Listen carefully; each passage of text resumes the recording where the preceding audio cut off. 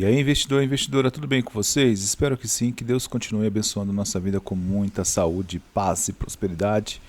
E cá estamos nós aqui comentando o último relatório do Fiagro FGA, o código de negociação na Bolsa de Valores FGAA11. Tá? Então, se você quiser comprar esse Fiagro, é através desse código aqui. E nós vamos comentar aqui o relatório gerencial, para mim, um dos relatórios mais importantes que o investidor que tem o Fiagro na carteira ou pretende tê-lo, né, deve estudar, deve analisar. Aqui ele já começa falando do início da terceira emissão de cotas, isso mesmo. O FGA 11 abriu subscrição para novas cotas. Eu vou explicar no final do vídeo para vocês as datas para participar dessa emissão, a quantidade, tudo direitinho, tá bom? Aqui ele fala que quase 37% da carteira está alocado em ativos com rate A- ou superior. O que significa, né? Esse rate, né, é a capacidade da empresa honrar suas dívidas, seus compromissos. Então, quanto maior o rate, ou seja, quanto mais letras A existir, né, são 3 As, né, 1A, 2As, 3As, né, que a gente chama AAA, AA, que é 2As, mais a empresa tem chance de honrar os compromissos, tá bom? Então, aqui ele fala que 37% da carteira praticamente tem esse rate, ou seja, são empresas sólidas aí com os pagamentos, geralmente costumam ser, tá? Então, o setor sucroenergético, que é aí derivado da cana-de-açúcar, é o forte aqui do FGA 11, tá bom? Ele representa aí quase 76% da carteira. E ele fala que é bastante positivo o preço, né? Devido principalmente à expectativa de produção dos principais produtores. E a gente vai falar de algum deles aqui um pouco mais abaixo. Aqui ele fala da distribuição de 13 centavos por cota. Lembrando que ele costuma distribuir por volta de 13, 14 centavos cada cota. Hoje cada cota aí do FGA 11 está na casa de 9,90, né? Então traz um dividend yield aí bem acima aí de 1%, né? Que ele fala de CDI mais 3,44%, se a gente considerar o valor patrimonial da cota, né? Então ele tem esse histórico de bom pagador de dividendos. Apesar de Fiagros ser algo novo no nosso mercado, né? E principalmente esse, o FGA 11 também é novo, mas eles vêm mostrando aí bons pagamentos de dividendos constantes, né? E outra coisa que ele destaca aqui é que o volume médio de negociação, ou seja, a liquidez, é de R$1.420.000 por dia em média. Então tem bastante liquidez esse Fiagro aqui para negociar na bolsa. E aqui ele fala que o FGA vem utilizando seu conhecimento no setor agropecuário, né? E o FGA ele é bem forte aí no setor, está há bastante tempo, né? Mais de 18 anos nessa área do agronegócio. E eles falam aqui que gostam do pé sujo de barro, né? Então conhece bem aí a parte do agronegócio, tá bom? Então o diferencial desse Fiagro é a questão da experiência, né, de estar ligado diretamente ao agronegócio, tá? Aqui ele fala que o agro é contracíclico, ou seja, ele pode ser um porto seguro para momentos de volatilidade de outros mercados, com capacidade de superar o CDI. Isso a gente já viu ali pelos dividendos, né? Isenção de imposto de renda. Aqui no Brasil é livre de imposto de renda até o momento que estou gravando esse vídeo, os rendimentos. E que o foco dele é o sucro energético, ou seja, produtos derivados da cana-de-açúcar. Aqui eles falam que tem um balanço auditado, isso é bom, não concentrado e com empresas de faturamento entre 500 milhões a 1 bilhão de reais. Então eles costumam trabalhar com empresas grandes aí do setor, tá? Também atentos a oportunidades em outros setores do agro que possam agregar o portfólio, né? Isso eu acho interessante, tá? Se puder trazer outra cultura de repente, né? Não ficar só na cana-de-açúcar, mas conseguir agregar uma outra cultura, eu acho importante nessa diversificação.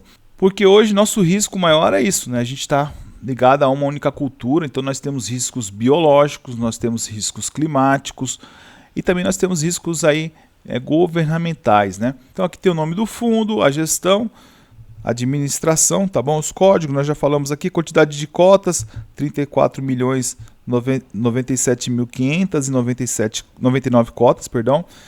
A taxa de administração de 1,15 ao ano sobre o patrimônio líquido e a taxa de performance 10% sobre o QCD 100% do CDI ao ano. E aqui ele fala do objetivo do fundo, que é investir praticamente, pessoal, nos certificados de recebíveis do agronegócio, os famosos CRAs, são as dívidas do agronegócio, tá bom? Então uma empresa quer ampliar ali, construir mais silos, quer comprar mais terras, quer comprar maquinários, enfim, quer expandir, comprar sementes, fertilizantes, ela pode tomar empréstimos nos bancos, como pode tomar empréstimos através desses certificados, que costumam ser um pouco mais acessíveis, tá bom? Também eles têm como estratégia os CRIs, tá? Os certificados de recebíveis imobiliários, as letras de crédito do agronegócio, LCA, LCI, rentabilidade mensal aí na casa de 1,36, né? A gente viu que ele costuma entregar aí 13 centavos por cota, a cota costuma estar abaixo dos R$10, então acaba sendo aí 1,36, 1,40, dependendo do mês. Nós somos mais de 36 mil cotistas, porque eu falo que nós somos, né? Eu mesmo tenho 500 cotas do FGA 11, então eu sou um desses cotistas. Inclusive, se você é cotista do FGA 11, deixa aqui nos comentários. Aqui o duration aqui de 3,20 anos, 151% do CDI, rendimento bruto, né? E como já falamos aqui, 37% da carteira praticamente com rate bom aí. E aqui o gestor comenta sobre o setor, né? Açúcar e etanol. Aqui julho, né? Marca o início do pico de produção, isso é importante, da cana-de-açúcar no Centro-Sul, tá bom? É onde nós atuamos aí praticamente forte, né? Com o clima mais seco de julho a setembro, a gente tem uma expectativa de maiores níveis de produção, produtividade, qualidade da cana, tá? Nesse período. Até a primeira quinzena de julho agora já foram moídas 258 milhões de toneladas de cana-de-açúcar, um volume de quase 11% acima do registrado durante o mesmo período da safra passada. Então a gente conseguiu um acréscimo aqui de quase 11%, recordes na produtividade, e a gente vai ver no gráfico aqui embaixo direitinho, vai ficar mais fácil de enxergar isso daí, tá bom? A projeção é de 610 milhões de toneladas. Resumindo, pessoal, uma expectativa de uma safra muito boa, uma safra ótima aí para os próximos anos. Então esse quadro é bastante promissor para o setor sucroenergético. O açúcar, ele segue com preços aí remuneradores, que são superiores a mais de 90% dos preços. Pessoal, o bom da cana-de-açúcar, né, do sucro energético, se o álcool não está compensando muito, as usinas têm facilidades de se adaptar e produzir açúcar, né? O açúcar já tem uma demanda maior, consegue agregar um pouco mais de preço também, então você tem essa facilidade de mudar para açúcar. Depois o etanol voltando a subir, a gente consegue aí também mudar a produção para o etanol. E aqui ele fala que as usinas já vêm materializando os bons fluxos de caixa para as safras futuras, mesmo com o etanol hidratado com preços limitados pela gasolina nos níveis atuais, tá? Então é aquilo que eu falei para vocês do etanol, né? Mas eles conseguem, né, fazer essa migração aí para o açúcar. Aqui ele fala da soja e milho. Eu não vou ficar muito focado nessa parte, tá? Eu vou deixar um pouco mais para a parte de cana-de-açúcar, que é o nosso foco aqui do vídeo e do FGA. Aqui, pessoal, essa cor mais clarinha significa cana, a cor aqui um pouco verde mais escuro é o milho e esse cinzinho aqui é a soja, tá? Vocês vão ver que a gente vem crescendo, né? Se a gente pegar aqui, pessoal, os últimos 3 meses desse ano, maio, 2.409. Se a gente pegar maio de 2022, 1.568. Então a gente aumentou aqui toneladas, tá? As exportações de cana-de-açúcar. Depois a gente pega junho agora, né? Junho de 2023, 2.800. Junho do ano passado, 2.338. Não foi ruim ano passado, tá? É que esse ano está sendo muito bom. Aí a gente pega aqui julho, né, de 2023, nós já temos aqui 2.940, né? E julho do ano passado quase 2.900, né? 2.883. Então, o que já tinha sido bom em 2022, esse ano foi muito melhor. Fertilizantes, né? Isso aqui é muito importante, até por conta desse conflito que há entre a Rússia e a Ucrânia, aqui, conforme ele fala. Então, a Rússia é um grande player aí dos fertilizantes mundialmente falando. Então, o agronegócio do Brasil depende muito dos fertilizantes que vêm da Rússia e devemos ficar atento a esse conflito, tá? Mas o ritmo de importações de fertilizantes químicos foi inferior 14% inferior ao observado no mesmo período do último ano. Então nós tivemos aqui um volume importado aqui atingindo 20,3 milhões de toneladas. Tá? Um pouquinho abaixo, aí, 14% em relação ao período do ano passado. E aqui ele fala que esse comportamento é explicado justamente pelo conflito da Rússia e Ucrânia. A gente vai ver que 2022, né, de 23 nós caímos para 20, mas ainda está o ano vigente ainda, estamos aqui em agosto, né, então provavelmente esse número vai aumentar, mas devemos ficar de olho, aí, como já falei para vocês, desse conflito entre Rússia e Ucrânia. E aqui ele fala que o maior importador de fertilizantes foi o Mato Grosso, depois Paraná, seguido de Goiás e São Paulo.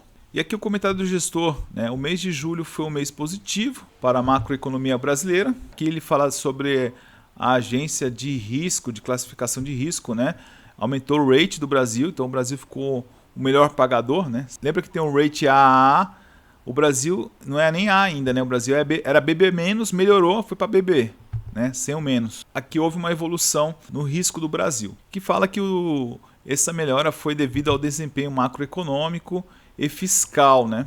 E outra notícia positiva aqui para a economia brasileira foi a decisão do Banco Central reduzir aí em 0,5% a taxa Selic. Isso é bom porque mais empresas vão querer investir, financiar, né? Com a taxa caindo, então isso acaba abrindo maiores oportunidades. Então, dia 25 de julho agora, pessoal, foi publicado o anúncio de oferta pública da terceira emissão de cotas do fundo. É o nosso segundo follow-on aqui do Fiagro.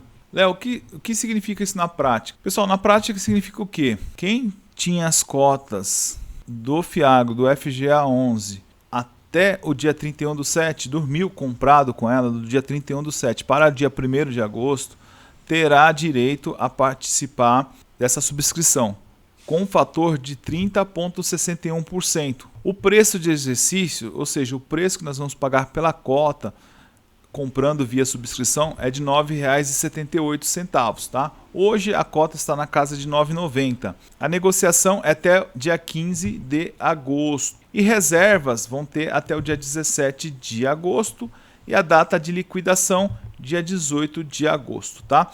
Por exemplo, eu tenho direito a 153 cotas. Por quê? Eu tenho 500 cotas, eu vou multiplicar por 30,61%, que vai dar 153,06, tá? Então, arredonda para baixo, 153 cotas. Léo, vou dar um exemplo aqui. Léo, eu tenho 100 cotas só. Aí você pega 100, né? E vezes 30,61, né? 33,402,5308%. Aí de 100 cotas, você vai ter direito a subscrever 30,61, arredondando para baixo, fica 30 cotas, tá bom? Isso se você tinha as cotas do dia 31/7 para o dia 1º/8. Se você tinha essas cotas nessa data, você tem direito até o dia 15 de agosto. Léo, você vai participar dessa subscrição? Sim, eu vou participar. Léo, é indicação para comprar, para vender, para participar? Não, nada que é indicação, estou comentando apenas a minha opinião, beleza? Então, no mês de julho ele fala que não houve grandes movimentações na gestão de carteira, porque o fundo está praticamente 100% alocado. Isso é bom, isso mostra que o fundo está trabalhando bastante. Aqui fala da liquidez, né? O fundo vem crescendo a liquidez, isso é muito bom, positivo. Aqui nós temos um DRE, uma demonstração de resultado, né?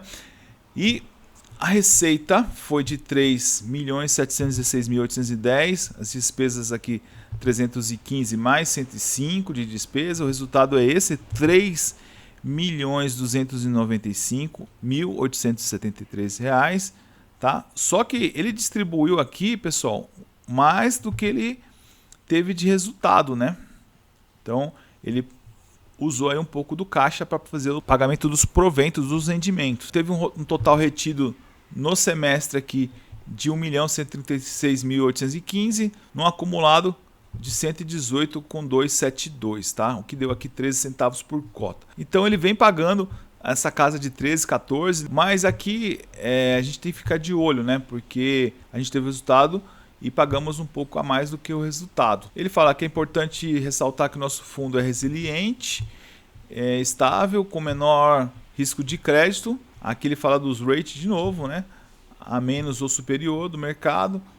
Temos 3 pilares para a geração de alfa. Então os 3 pilares são originação, estruturação própria e alocação em CRAs, nos certificados de recebíveis de agronegócio sem rate público, que vão colher frutos com a melhoria de crédito e ganho de capital com giro de papéis. Também tem uma estratégia de giro de papéis no mercado secundário, ou seja, ele fica comprando e vendendo papéis. Então são essas 3 estratégias aí que ele costuma utilizar. E aqui nós temos um gráfico mostrando melhor o que é carrego, o que é giro, o que é alocação tática e o que é caixa, tá bom?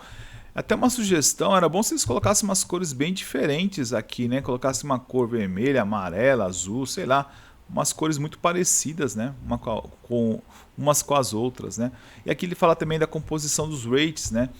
Então a gente vai ver que boa parte, 63%, são sem rate. Mas Léo, o rate não é bom, que mostra a capacidade de pagamento dos credores? Sim, mas aqui nós temos que ver também as garantias, tá? Até mesmo os que têm um rate, né? A gente tem que ver sempre as garantias caso os devedores não paguem, né?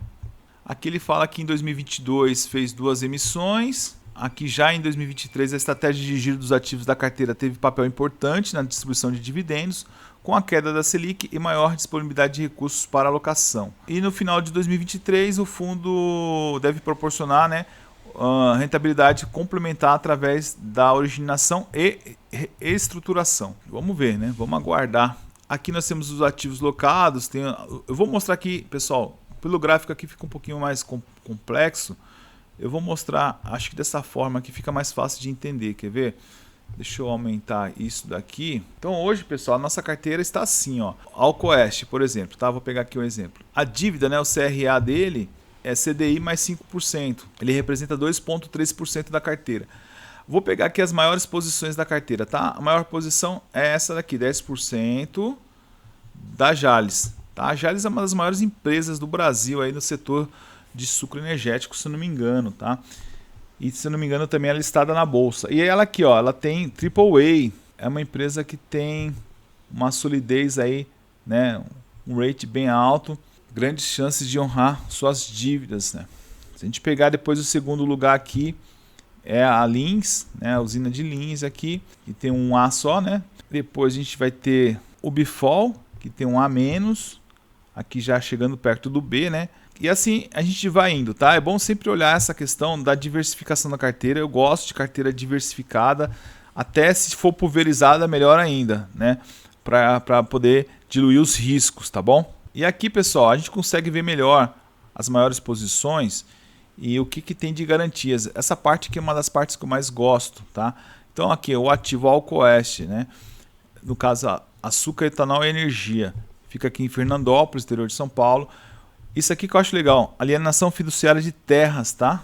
Mais contratos de açúcar, mais aval, mais fundo de reserva. Então, ela tem uma garantia muito forte na minha visão aqui.